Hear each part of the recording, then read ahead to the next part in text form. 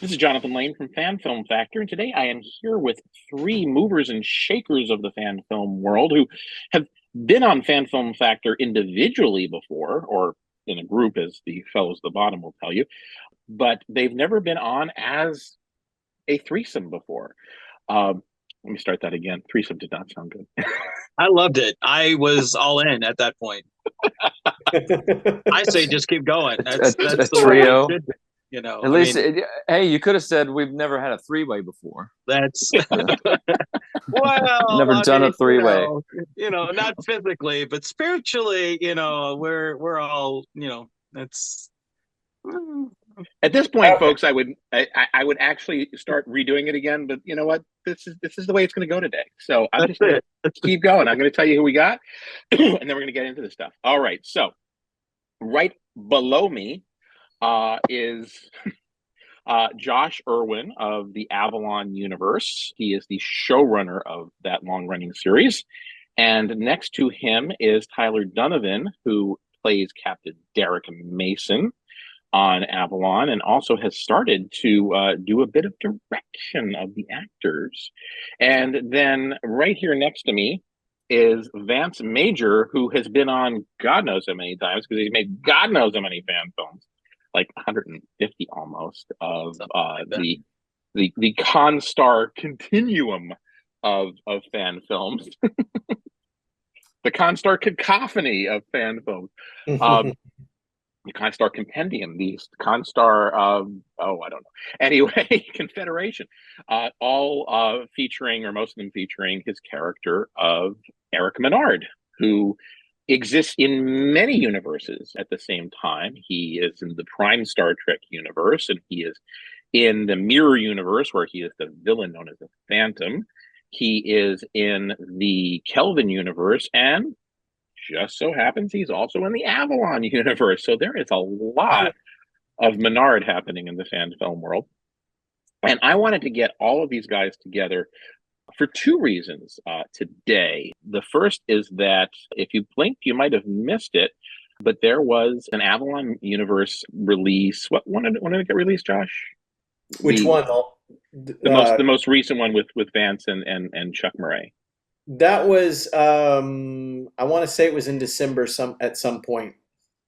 All righty, and that one was called The what was Truth that? Within. The Truth Within. Thank you. I was going to go and check it on my on my browser, and I couldn't get there fast enough. Uh, so The Truth Within, which was interesting because it wasn't your typical Avalon Universe fair. It was more like a Constar Chronicles Zoom call, very much like we're having right now. Um, so we're gonna talk about that one, and then we are going to spend a good deal of this interview with what I think is going to be one of the most interesting interviews we've had yet, which is how Josh is currently in the process of making not just one, not just two, but three Avalon fan films simultaneously.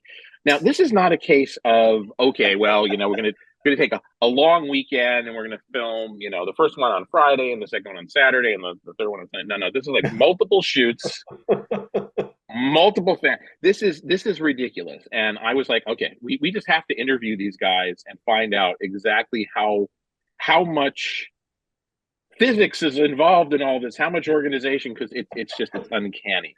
Yeah, But it is first, ridiculous. it is ridiculous. But first, let's talk about The Truth Within, because that was, like I said, that was not a very typical Avalon Universe fan film. So how did that come to be? Also, let me mention that that one featured Chuck Murray, who had replaced Tyler in the second episode of the Avalon Universe, Avalon Lost, when Tyler left the series. Tyler later came back to the series, but he was replaced by Chuck's character of Lance Ramirez, who was the new captain of the Excalibur. Lance lasted for 3 episodes: Avalon Lost, Demons, and Air and Darkness. And then Tyler came back. Lance left, very Land of the Lost kind of thing. Now Chuck is back for this, I guess, this one-off. So, Josh, can you tell us how this all came together? 1 second, I want to move something in the background. Seeing this and getting irritated by it, I apologize. Oh, shit. I don't want to have a cord in the door.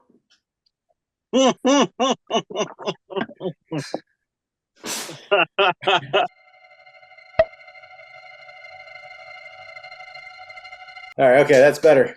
Okay, what was the question? To talk about how Knights of the Void came to be. Well, No, yeah, no, the Truth Within. the Okay. truth within. Well, I mean, it's not a situation where Chuck left and then came back. All of that was shot in the area where he was still working on the project. Now, of course, Chuck left with Victoria, was kind of how that went. He came with Victoria, he left with Victoria. So that's sort Victoria, of. by the way, is Victoria Fox, Mhm. who started out in Avalon as Commander Amanda Beck, Mhm. the first officer of the Excalibur. She stayed after Tyler left, and then, pardon me, she left Yeah. just before Tyler came back, and you guys can read into that anything you want. Right. Yeah, Anyway, there was a lot of behind the scenes drama that we've kind of hashed out previously, but um, with regard to the Truth Within, is it was shot during the height of the COVID lockdowns. Is essentially what happened with that. Um, it was Vance's idea. He wanted to do an Avalon film. He wanted to write an Avalon film. He came to us and asked if, we were interested in doing that. Of course, we had nothing else going on. And it was a situation where, it was initially like maybe Chuck could shoot it at his house or something. I talked to Chuck and said, what would you think of, just you and me going out to the sets and shooting this, just you and me, no one else there. And then it's just a film with you and Vance. The only stipulation that I had is that it couldn't just be a ComBox film. There had to be story around the ComBox. And so Wolf helped us find a couple of people who were willing to come out during the height of the lockdowns and be in a few scenes with Chuck. And we shot it over the course of 2 days. Wolf, by the way, is Glenn Wolf of Warp 66 Studios in northern Arkansas. So, Vance, why don't you take over? I know that in your Constar history, you've allowed many people to sort of take the writing controls, take the helm of your fan films as you've done them. It sounds like in this case, Josh was sort of letting you take the helm for an episode here with Avalon. So, how did that come about? Well, after it kind of came about for a couple of different reasons. One, COVID had kind of sprung up on so many of us, and a lot of productions had to kind of come to a halt. Avalon being one of those productions as well, because I think we were going to be doing the Crisis at this point, and we kind of had to halt production on that. And so being at a halt, I was talking with Victoria on one of my walks to the mailbox with Royce, that I was doing at the time. And Royce is her son, by the way. Yeah, people who yeah. don't know. And I ran it past her and was like, screw it. Why?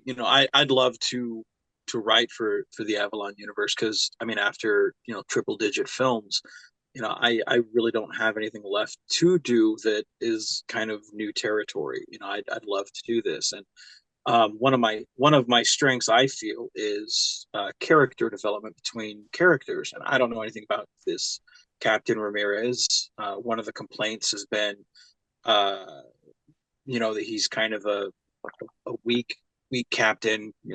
When they watch him, they're like, he's kind of weak sauce. Like, let's build up why. Let's let's get to know him. And obviously there's been, he's supposed to be the captain of the Valiant. I know, there's not many people that know more than I do about the Valiant besides Michael King. This to me is just a no brainer. What do you think? And her and Josh kind of talked it over and gave the okay. So I ran, I did my thing. I passed it off to them. I think Victoria and Josh kind of did a script polish on it. And then Josh added on the sequence of being more than just a ComBox film, because originally in my concept this was something that you didn't have to go to the studio for, because this was something where it was like completely void of COVID, we could do this like a Combox film and have an Avalon Combox film. But, you know, Josh's like, hey, we could do this safely. Let's just tack this part on and make it, you know, good, more gooder than, just a Combox film, but done safely. I feel like it was, pretty successful for building up the backstory for, two characters that weren't necessarily dug super deep at that time with the Avalon universe. So that's kind of the genesis of that film. So I felt that, like, we'd established that there was this thing where Ramirez had a rocky end to his previous command, which was the Valiant, before he took command of the Excalibur, and that it had affected him. And I kind of wanted to explore what that was. And in my mind, it was like, Vance and I talked it over. I was like, what if it's a Prime Directive thing? What if it's a deal where, we always see these Prime Directive stories where, Kirk violates the Prime Directive or whatever, and they're like, but he feels good about it. And I was like, what if we, oopsie, what if we did it the opposite way, where the captain doesn't violate the Prime Directive, like he does it by the book, and the Admiralty's like, that was great, you did the right thing there, and he just feels like crap because people died. Like, let's look at it from the opposite side. So that was kind of my motivation with that. And like I said, we shot it over 2 days. It was hot. There's always this thing where I don't want to shoot during the heat, and I end up shooting during the heat. And we were shooting in July for that. And I almost died. I felt so awful the next day. Like, I think after we got done filming that, I spent an entire day in bed because I was just so exhausted from the heat that I could not get up.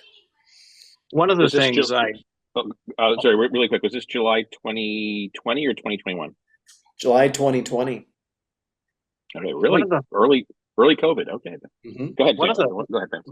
One of the highlights, I think, for me, and this was kind of a last minute thing that was put together in the film, was we got Michael King to do the voiceover for the science officer.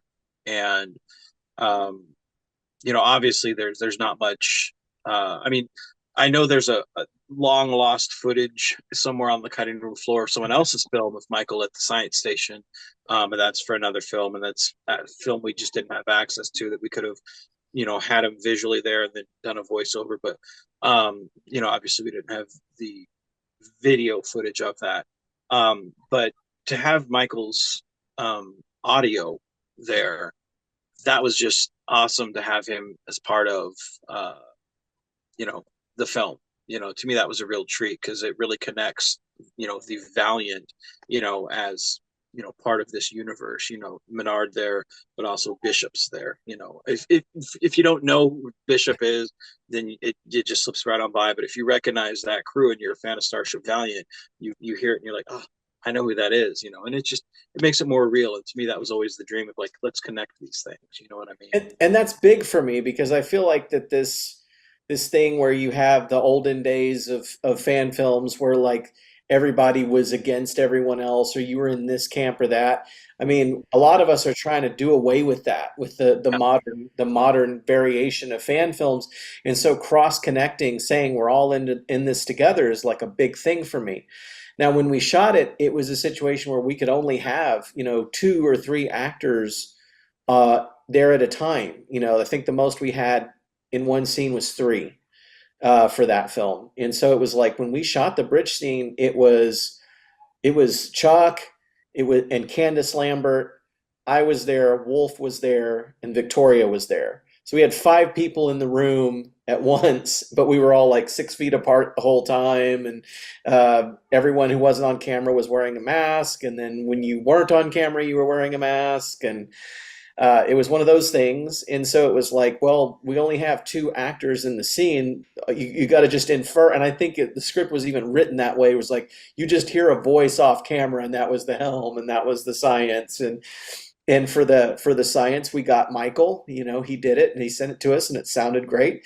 The helm was Christina Moore, who is a big supporter of fan films and a big supporter of Avalon. And it was neat to be able to have her be a part of it. Well, that's cool. So let me ask you, Josh, if this was all filmed back in 2020 and wasn't released until late 2022, what happened? I mean, you're usually really good about editing stuff lickety split. So, and this Yeah. probably wasn't that difficult to edit, I'm guessing, because it was just, you know, Zoom No, call, it right? wasn't. It was a matter of, and Vance and I talked about this. I said, I'm really sorry. Just a lot of things happened. There was a lot of things that happened.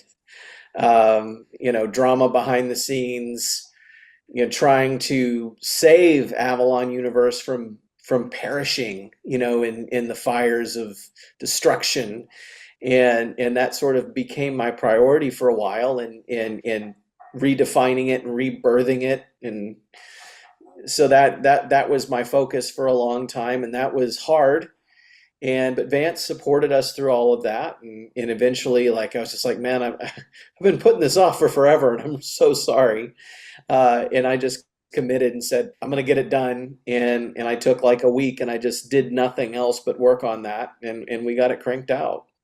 It took a little bit to find its new voice, but I think it's louder than ever, and I think it's stronger than it was before. And I love the harmony that it has with the cast and the crew that's behind the scenes. I mean, it gels a lot more, I feel, having actually now visited the sets and seen how everyone interacts.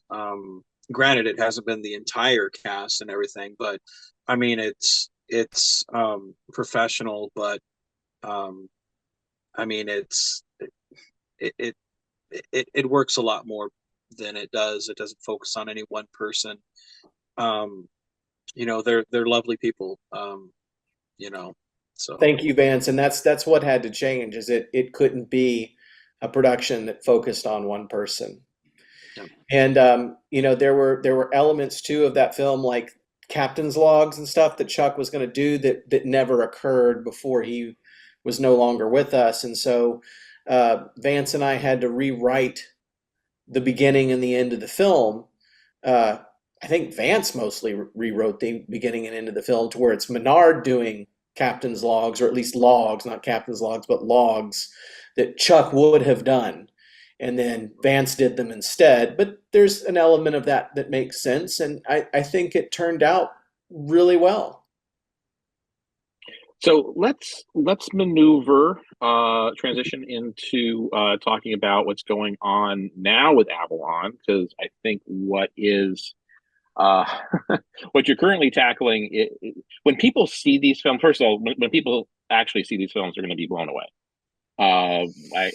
We already have some footage in the can, but I mean the lighting and just what looks like some really stellar performances or whatever, but the organization that needs to happen in all of this. So I want you guys to understand that these three films are not your typical Star Trek fan film, and one of them, Crisis on Infinite Excalibur, is probably unlike anything you've seen before, because you have the same actress and occasionally same actors playing multiple characters on screen at the same time. And if you've ever tried to play two people on screen at the same time, you'll know that you really can only be at one place at one time.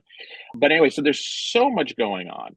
I'm just going to just kind of hand the microphone over to Josh. Can you explain everything that's going on and how you're setting it all up? And then at some point introduce Tyler, because we haven't talked to him yet. Yeah. And you brought him in to do some major stuff with this.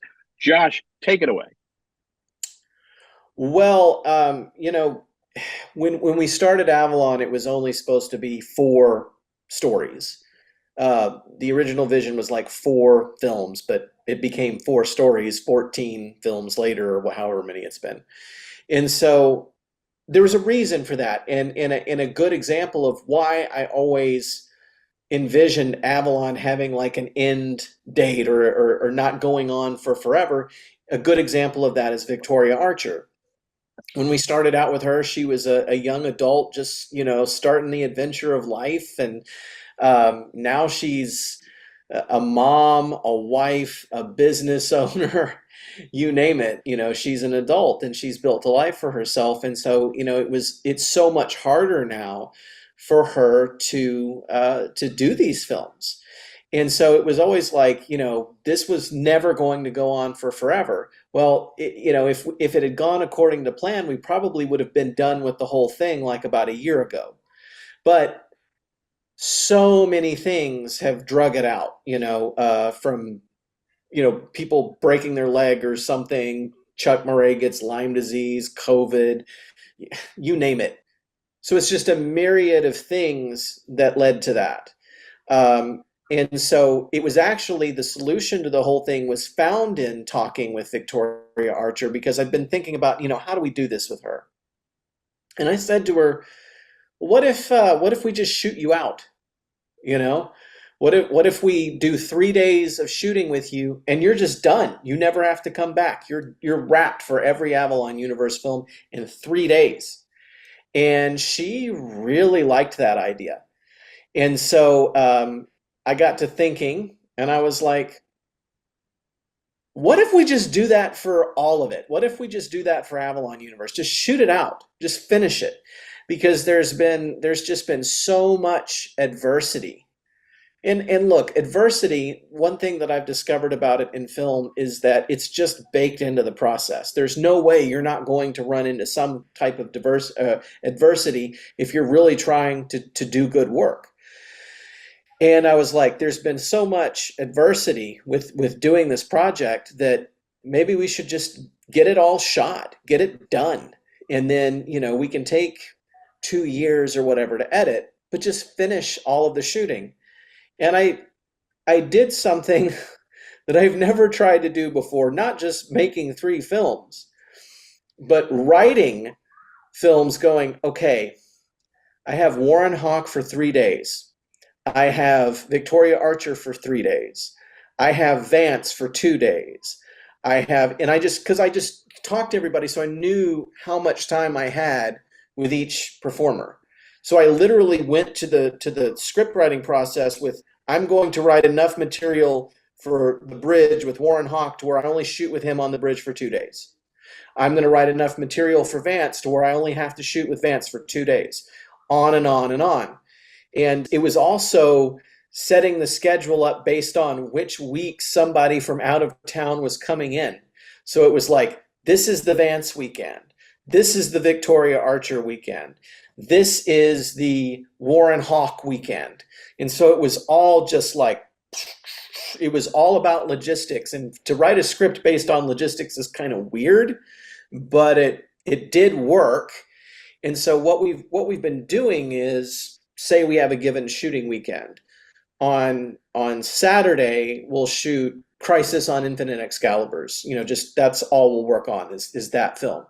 And then on Sunday, we'll shoot Once and Future Captain.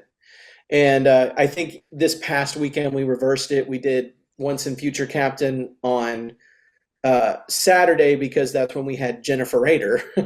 And then on Sunday, we shot Crisis with Alex. So it's a matter of movie making logistics. It's weird. I've never done this before.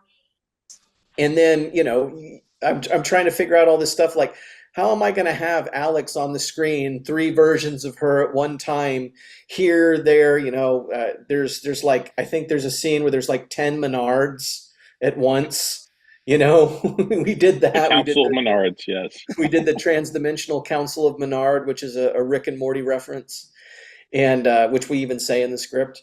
But so it's like, yeah, I'm trying to do all this crazy stuff that I've never done before. Whether I'm actually doing it correctly or not, I don't know. You'll make it work though. There's been some stuff where we've shot, multiple versions of Alex and it didn't work and we had to go back and try it again. But it's been minimal. We've only had to like shoot then reshoot like two things. So there has been a little bit of experimentation, but it's been the craziest way I've ever tried to make films in my life, but it's been a lot of fun. One of the things that I noticed is I'm on the chat group on Facebook for Avalon Universe, so I see what goes on between and amongst them. And what I noticed was Josh started sending out call sheets.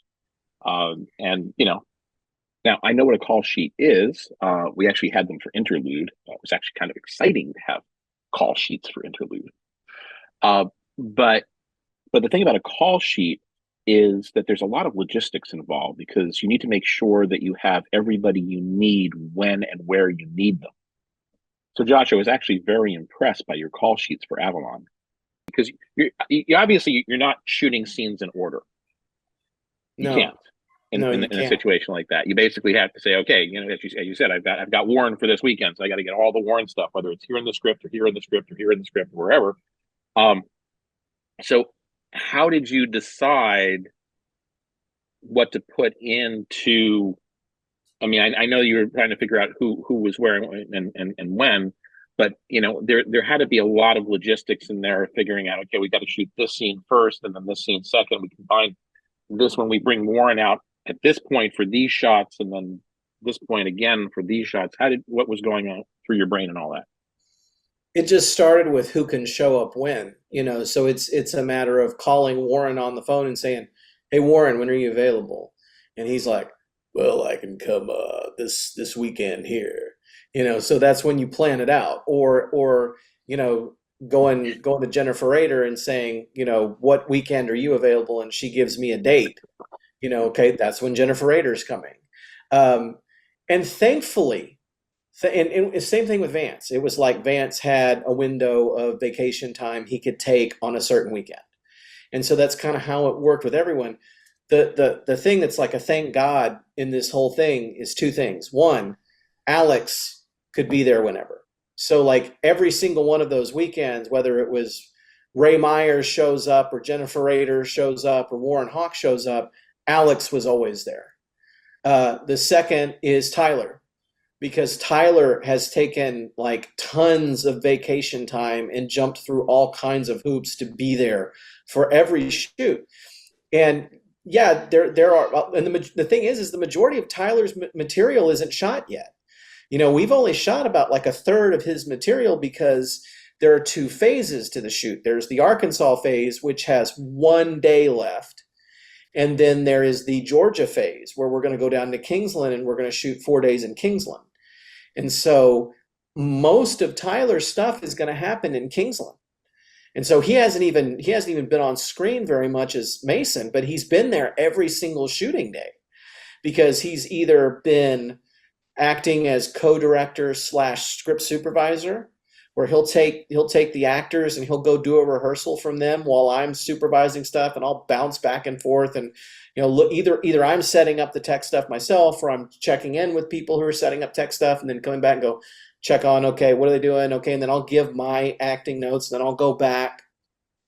Or he's doing stuff like playing different characters where you may not really know it's him, but he's there. So there's been a lot of that. He's one of the Excalibur crew members. You just don't see his face. So there's been a lot of that kind of thing where Tyler's just been a rock.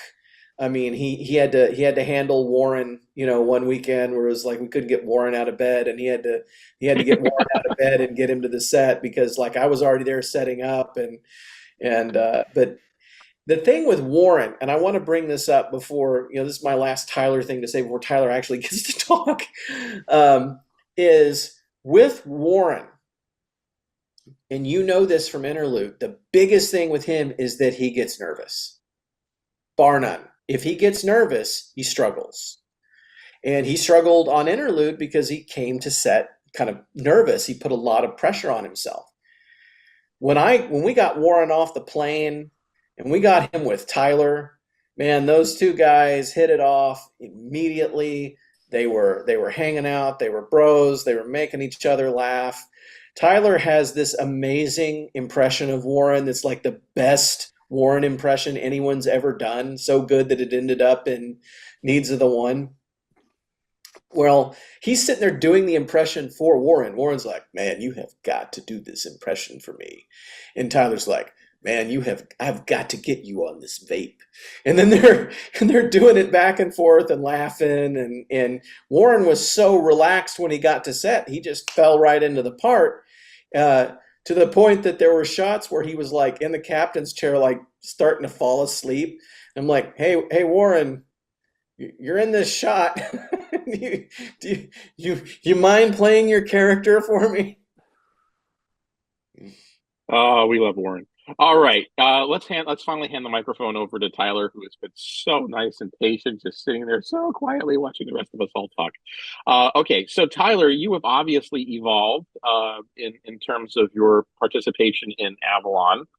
So, and Josh sort of described what you're doing, but let's hear you describe what you're doing at this point. So, what is a shoot in the life of Tyler Donovan now look like when Avalon happens for you? Well, it depends on whether I'm acting or not. I actually prefer this past weekend was the first shooting, or last weekend rather, was the first shooting weekend that I was just solely directing and had no acting to do. And I felt more comfortable in that way. And not that I'm uncomfortable acting and directing at the same time, but I was able to focus more on just the acting and really concentrate on that and work with everyone to get the best performance, out of all of our actors.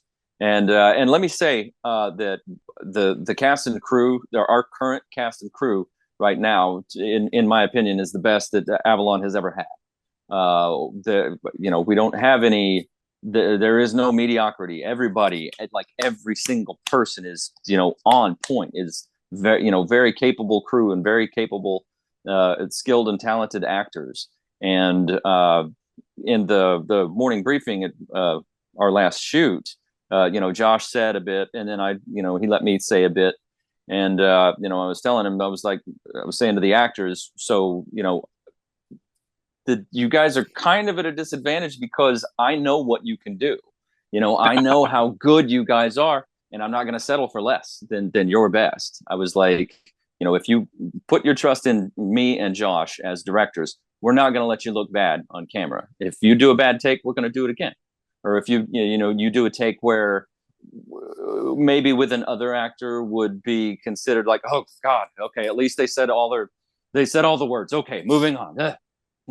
We don't have any of that. We don't have any actors that are not capable of giving just an amazing performance. And so that's kind of my job, because to get that performance, get that that best take that they can give, because Josh is worrying about everything else, and he's like, okay, all right, focus, because he'll be like moving the focus in a shot, and even if the performances are great, he's like, sorry guys, we got to do it again until I get this right. And then when he's like, okay, the lights, the audio was great. Did we get the focus? All right, got it. And I'm like, no, Josh, that person kind of flubbed the line. We got to do it again. So no, sorry, my battery's low, but anyway, I think that really works. Having Josh worry about all the tech stuff and me focus just on the performance. And so Josh is like, okay, all the tech stuff is good. Check. Tyler? And I'm like, yeah, good performance. Boom. Good. Moving on. And I'm doing more than even just the tech stuff. Like, well, I'm worrying about everything. I'm worrying about makeup, and I'm going and looking at makeup and going, okay, yeah, we're gonna go with that, or do something with this god awful wig. Or I'm talking to Glenn, like, okay, we need this prop for the next scene, or we're worrying about a costume issue. So I'm literally worrying about everything. And yeah, there are times, there have been a couple of days where I've been the only crew, and so I'm having to shoot it myself, or there's a camera move that only I can do. And so I'm worrying about that myself. So while I'm setting all of that up, I can send Tyler out of the room to conduct a rehearsal, and he brings everyone in, and they've got the scene. They're ready to go. And what I can do there is, he'll give notes, but then I can also look at that and go, okay, well, your motivation on that, because, I wrote it, I'm like, the character's motivation for this is that. Or I can refine it and give my own notes and say, well, I really think you should do it like this or that. Like there's a line in Agent of New Worlds where Allenby and Aoka are stuck in the cave, and Aoka says, what if the problem is the solution? And in the Once and Future Captain, they're in kind of a similar situation. And Allenby says, what if the problem is the solution? And so I go to Alex and I was like, you don't actually know anything. Like, you're not saying that because you've got some insight. You're just trying to provoke her. You think if you say this, it'll provoke her to come up with a solution. And she's like, okay, so I'm just being a good leader. And I'm like, yes, and you're saying it because she said it to you once. So you figure if you say it back to her, that'll get her creative juices flowing, and she'll come up with the answer. So just little things like that. But the thing is that I appreciate about what Tyler's doing is he's giving me the freedom to big picture the whole thing, right? And in doing what he's doing, he's elevating the performances. He's coming up with a little bit of improv. There was a thing where Jennifer Rader just improv something without telling anybody, on the last shoot, where she just did something and we were like, that's why did you do that? And she was like, well, I thought she was telling me to do this. And then she does this action. But we loved it. Yeah, we loved it. Do that. And then so we went with it. And then Tyler goes, hey, what if in the next shot they say this? And I was like, you said, okay, based on the thing that she did that was unexpected, you were like, okay, so now say this bit of dialogue. Yeah. And then I was like, wait. And I came to you instead of, I'm going to the actors and be like, no, say this. I can't, turned to Josh and I was like, wait, no, Josh, what if they said this? Because I thought of a bit of dialogue, like a variation of the dialogue that he came up with. That's a callback to Galaxy Quest. And it worked. It totally worked. And so just stuff like that. But the important part here, and this is big, is that Tyler does this without demanding to take over and deciding what the overall story arc is going to be and telling me you can't do this or that. He's just helping. He's just helping. That's all he's doing. He is adding to the sum of the production without trying to take control away. He's respecting that it's my creative vision. I know it's kind of arrogant, but that's a little important to me, and I appreciate that he respects that. Well, yeah, the Robin to your Batman. Is that what you're saying? I don't know if I would say it like that, but because I'm very much like the original vision for it to be for Avalon to be fun adventure, but also lighthearted and comedic, and not always lighthearted. Sometimes it's really heavy in tone, but we'll still give those comedic beats and everything, and that's the essence of and the spirit of Avalon, and I'm here to support that and to help deliver that, that vision and that, Josh's vision for Avalon. And Tyler, to add to that, not to take away or change things or make it my own, because I think, I like everything that he's written and what he's doing, and I want to make it even more his vision. So instead of Batman and Robin, how about he's the Riker to your Picard? Does that work better? Sure. Yeah, he's got the beard. I'm bald. That's true. That works. You've got a beard too. But because I don't know if people watched, remember back in the first season of TNG, but it's kind of funny. Like Picard would give an order on the bridge, and everybody would look at Riker, and Riker would say, "Yeah, do what he said." But that was kind of the way Next Gen worked for a little while. It's like, okay, so the captain is all big picture. And Riker is the one that's making sure that everybody's sitting in the right places on the ship and everybody's getting along together, Just to micromanage a little more, A great example of that is in The Survivors, where Picard says, "Number one, I feel like we've been exemplary in our patience." And Riker's like, fire phasers. So, but even talking about that same example with Jennifer Rader a minute ago, it's interesting because we're making, like, Knights of the Void is almost done. That's almost completely shot. There's literally one scene left for that. I'm being obstinate because it's a scene I'm in, so I'm trying to like lose weight. So that's the only reason it hasn't been shot yet. But we're more into shooting Crisis and Once and Future Captain, and they're two so very different films. Crisis is comedic and silly and lighthearted, and Tyler's playing Elvis, and there's a space hippie flower blossom universe because this Jonathan Lane guy thought he was really funny and wrote a scene for me. Yeah, I got involved in this one, folks. And there's all this stuff with like where we kind of star dates of our lives, where there's some soap opera stuff going on, and so there's all kinds of all the weird ways you could go with the multiverse is what we're doing. It's very nod to Zam and Cheeto at NerdTube. at NerdTube for they were the one that came up with lives. Yeah, they were watching Demons and they were making fun of it, like this is too soap opera-ish, and they were calling it Star Dates of Our Lives. So we're giving them an actual Star Dates of Our Lives. Be careful what you mention when you interview Josh and Tyler. Just saying, it'll be in there. Not giving too much away. It'll be in there. Star Dates of Our Lives. Yeah. But it's very Rick and Morty. It's just very silly.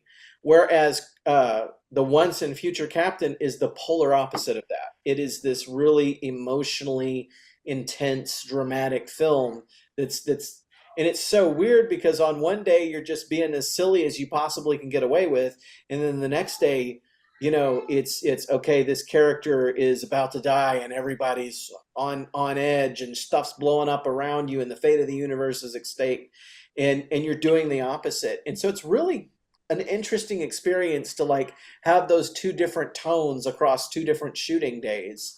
But with the Jennifer Rader example, that's in Once and Future Captain, where we're about to have a really, really, really heavy moment.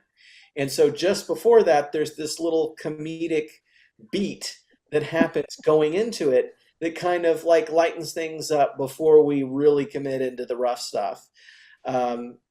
It's wonderful. It's so much fun to do this kind of stuff.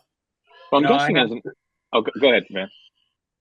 Going back just a little bit, I wanted to say, working with Josh and Tyler and seeing how they work. I've worked on sets before where you can cut the tension with a knife between directors and producers and cast members, whatnot, and it's just so tense. And the wonderful thing about Josh, he knows the vision that he wants. Tyler, same thing. Like they have, like, they know what they want to get. They know what they want to get with the end product. They know what they're working with, and they're not afraid to kind of take a risk. But at the end of the day, even though there is money behind what they're doing, they are two friends making a movie, and they cut up, they have jokes, they have fun. And, obviously there's more money behind just one day of shooting with them than there is behind probably the entire Constar thing. But you never feel it. And that right there, I think, speaks more to the credibility of both those people and their production of Avalon currently than most productions out there, because a lot of people take themselves way too seriously, and obviously these two guys don't. So I'd say anyone that sits there and throws shade at an Avalon production or these two guys simply don't know what the hell they're talking about, because I agree 100%. I think a lot of the shade that gets thrown in the fan film community is people who just don't understand what it takes to make a fan film. Because what you say about Josh and Tyler being easygoing, I'm sure it looks that way, but I'm also guessing that you guys are gonna nod your heads and agree with me where that easygoingness probably has a lot of stress behind it of Yep. making sure that everything happens. Because you got to get stuff done. I mean, you know, it might be fun and lighthearted, but at the same point in time, when you're given your morning briefing or whatever it is, I'm sure in the back of your head you're thinking, "Oh God, I got to get this, and this done today," because I don't get a second shot at this, right? No, Well, that's more on me than it is anyone else, because I'm the one who knows what we have to get done, and I know exactly the amount of money, you know, the dollar amount that's being spent that day.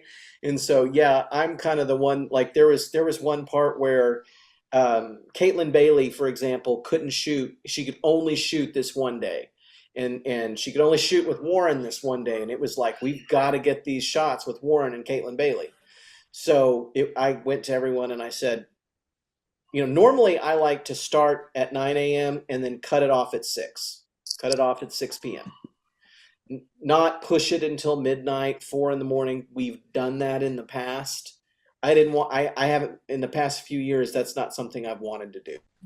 Starting with Cosmic Stream, it was like we start at 9, we end at 6, we run on a schedule. But there have been at least 2 times where I've had to go over to everyone and say, all right, we're probably going to have to go to 10 o'clock because that's the only way that we can get this material done with these people here. Is everyone okay with this? And of course, they're all like, yeah, it's no big deal. Well, one of those was the night we had Caitlin Bailey. We're shooting in the transporter room. It's freezing our arses off. It was 25 degrees while we were filming this scene. And this is that recent cold snap that we had, right? Yeah, it was in January. Before. It was in January, but it was awful. It was 25 degrees. And everyone's having a great time somehow in 25 degrees doing these scenes, to the point that Tyler and Warren and everyone, they're laughing and having such a good time. And I at one point just started, okay, sorry, we need to focus because we need to get this shot. And everyone's like, okay, all right. Whoa! You know? Because it was like, so loud. Everyone was laughing and having such a good time. I had to get everyone's attention because it was like the clock was ticking and we needed to get the shot. And so I was like a dick for exactly 5 seconds. And then the next day I was like, sorry guys, I didn't mean to do that, but I had to get everyone's attention. And Warren is like, don't you ever apologize for that again. You let us know when it's time to focus. So okay, I gotta stop right there. Okay. I mean, sometimes you just got to pull me back, and I'll be there. All right, that's all you got to do. Just give my attention, and hey, I'm in. That's what I wanted to hear. I wanted to do the comparison. I wanted to hear who did the better Warren. His is better. Tyler, you win. Yeah, his is much better. You totally nailed Warren. Let me, because I know we don't have too much more time, especially for Tyler, who has to skedaddle and be with his lady love. So Tyler, when you're giving actors direction, a lot of people don't understand what that means, because, like, you know, for example, you know, in Axanar recently, you know, Ted Brunetti is directing the actors, while Mark Edward Lewis is doing, you know, the other stuff, you know, setting up shots and lighting and everything like that. So when you're working with an actor, obviously there's a certain language the two of you share because you've both been trained as actors, right? So what does it look like? Give me, you know, do a scene for me of you working with another actor, bringing out what you think you need to bring out in them. So there was a scene with Jessica Plyler playing the Andorian Sherv at the helm, and it's, you know, the ship is, it's, you know, bad things are happening, and there's this other situation going on, you know, with you know, the captain and the first officer and the you know, nurse and all the, you know, these, and there's this really tense situation that has nothing to do with ship operations, and she's trying to tell, and it's like, Captain, we've just lost whatever, or this and that, and you know, blah blah blah. And I'm like, shout it. You know, what you're saying is important, more important than what's going on over there. And she's like, oh, okay. Captain, blah blah. And I was like, shout like this, and then she's like, Captain, we're, you know, I'm like, yes, because what they're, you know, it doesn't matter what is going on behind you is important to them, but it doesn't mean shit if you know if you're going to lose the ship.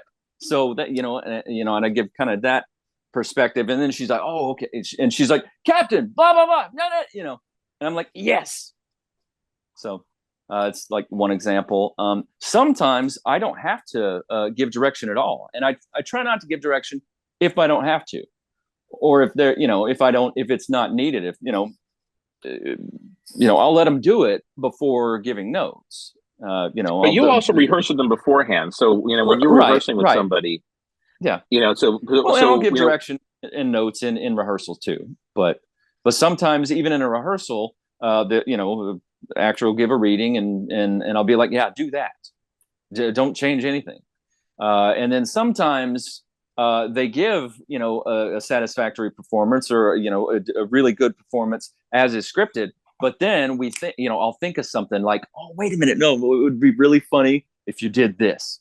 I do this, and then they do that, and we just laugh our asses off, and we're like, yes, thank you. That worked. A lot of what he's done is just because these lines are the worst techno-babbly crap ever, especially in Crisis, where they're talking about multiverse, this and that, and infinite possibilities and gravitational anomalies and warp bubbles and all of this, just they might as well just be making a fart noise, with all this stuff that's being said. He stands just off camera with the script and just makes sure that they're getting word for word the technobabble correct. Yeah, there was that one run of dialogue that Jessica had that was like, we've just this is the first time for like we just broke a bunch of records, and it was this list of shit, and like we've it's the first time or the closest time that a starship has passed through closest flight ride to a gas giant, closest warp entry to a planetary body. Like they had conducted so I'm sitting here going, because she kept kind of mixing up the words, and it was nothing against her at all. I mean, it was very heavy, it was a mouthful, nonsensical dialogue. So, as she's saying the closest, like I'm like, right before she's supposed to say closest, I do like this, and she'd be like, the closest to blah blah, or and then I for the pass, when she's supposed to say pass, I'm like, passing a basketball, and she's like, and so I'm making all these gestures, and she's hitting them, she's hitting these beats, and the whole time he's doing that, I'm doing this really complicated camera move the whole time, and so it's like we're doing all this crazy stuff at once. But that's why you do this is to do some nutty thing you've never done before. Yeah, you have to challenge yourself. So Vance, did you do any? Did you get any specific direction time from Tyler? Did the two of you work together on stuff? They were really accommodating to me. Like that was one of the things like anyone that doesn't know me, I have real bad anxiety and I'm bipolar. So thinking about this shoot, my anxiety level was like through the roof, because I was like, man, I don't memorize dialogue for nothing. Like if you've seen any of my behind the scenes, that I keep my script like right off camera. That's one reason why I do Combox films, because it's not hard to be like, what's my line? Okay, I put it over here. I'm going to say the words and then go back to the line. So for them, like they helped me out a lot, especially for the engineering scenes where you have like that techno babble stuff, because I really, like, I work 72 hours a week. There's no way I'd be able to memorize any of the stuff. We literally gave him a teleprompter. Dude, yeah.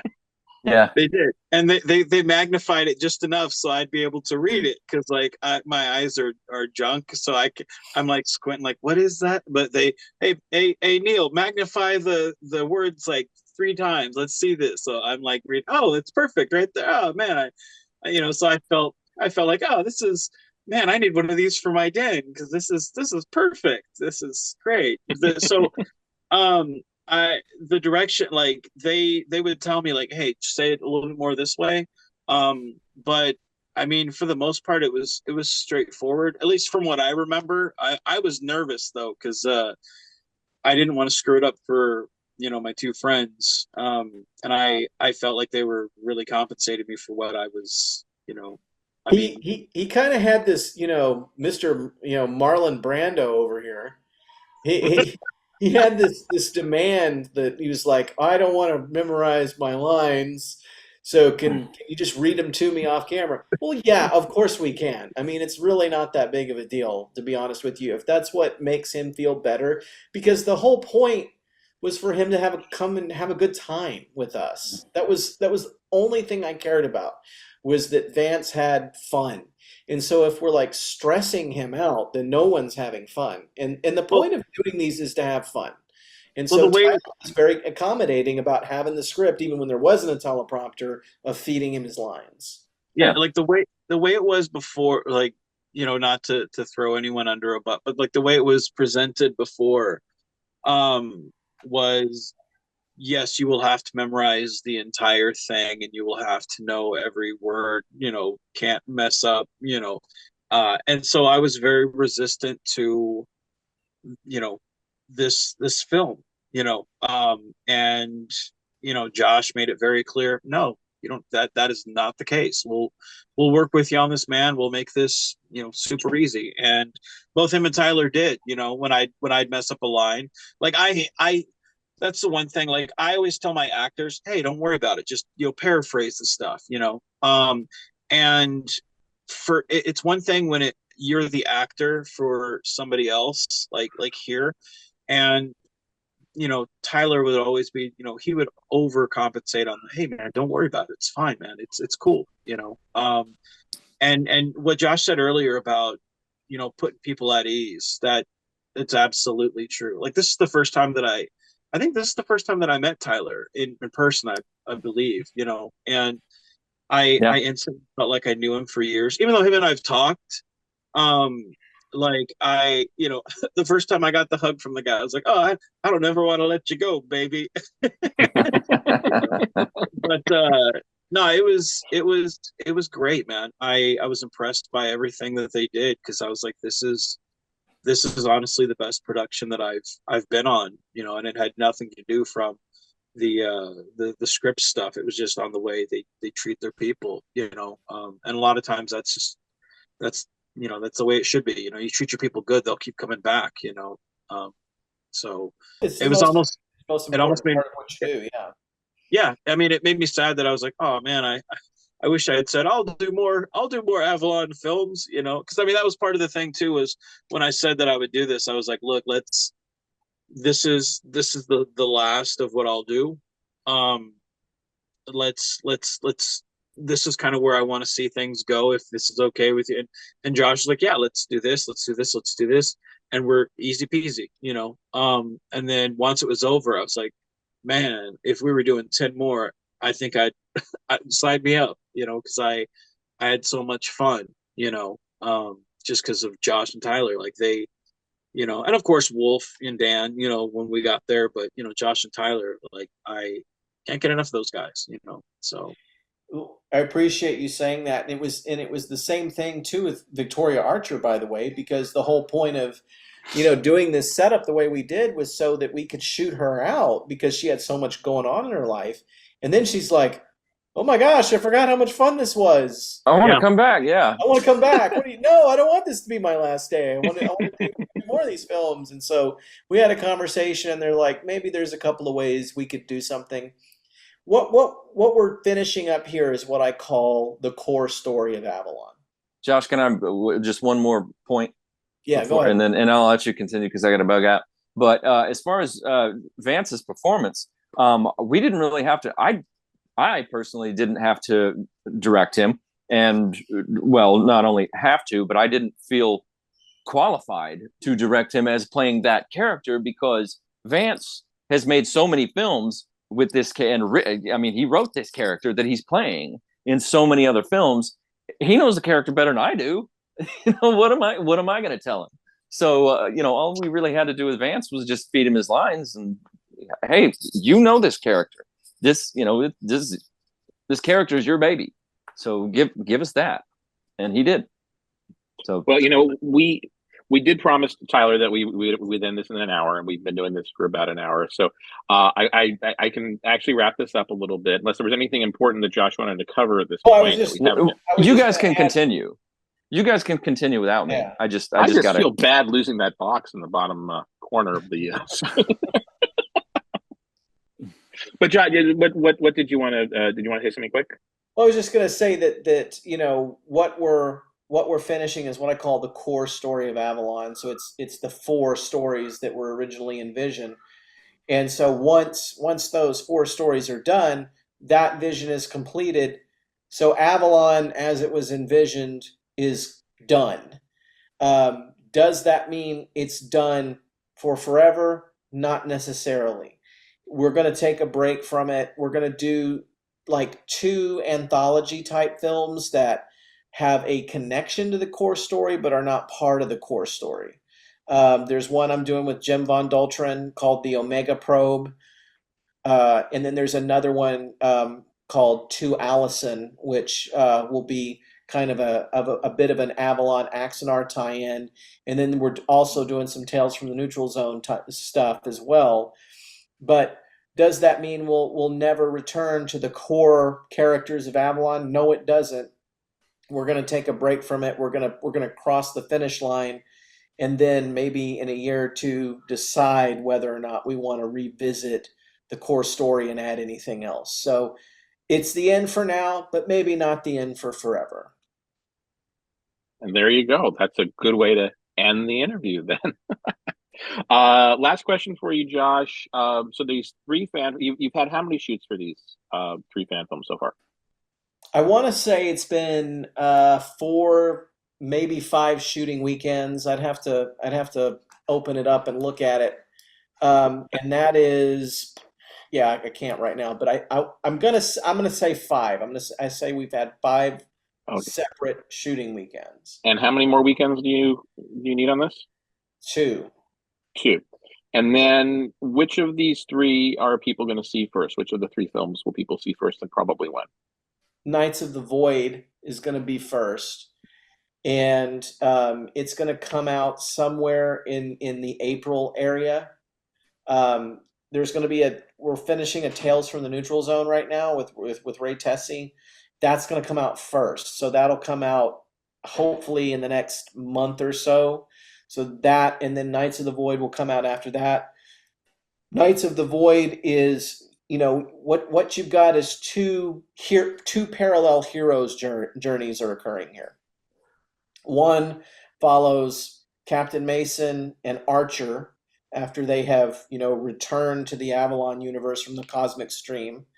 And then the other hero's journey is the Excalibur crew, specifically Michaela Allenby, as the hero in the hero's journey with the Excalibur crew. Knights of the Void takes place somewhere around the same date and time as Star Trek The Motion Picture, whereas Crisis on Infinite Excaliburs is farther back. It's like in between where the original series would have ended in motion pictures, so they're like 2 years apart. I know it's kind of confusing, but Knights of the Void is sort of the latest chapter of the Derek Mason, Jamie Archer adventure. And then Crisis on Infinite Excaliburs, the target release date for that is Halloween, because again, that's our anniversary of releasing Ghost Ship. But Crisis is so much like Ghost Ship in tone, but it's also like, Ghost Ship made sense for Halloween because it was zombies.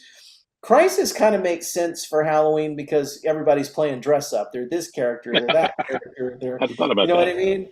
And so there's an element that makes sense there. So hopefully we're going to see Knights of the Void somewhere in April. We're going to see Crisis in Halloween, and then the 2 parallel heroes' journeys will come together in The Once and Future Captain.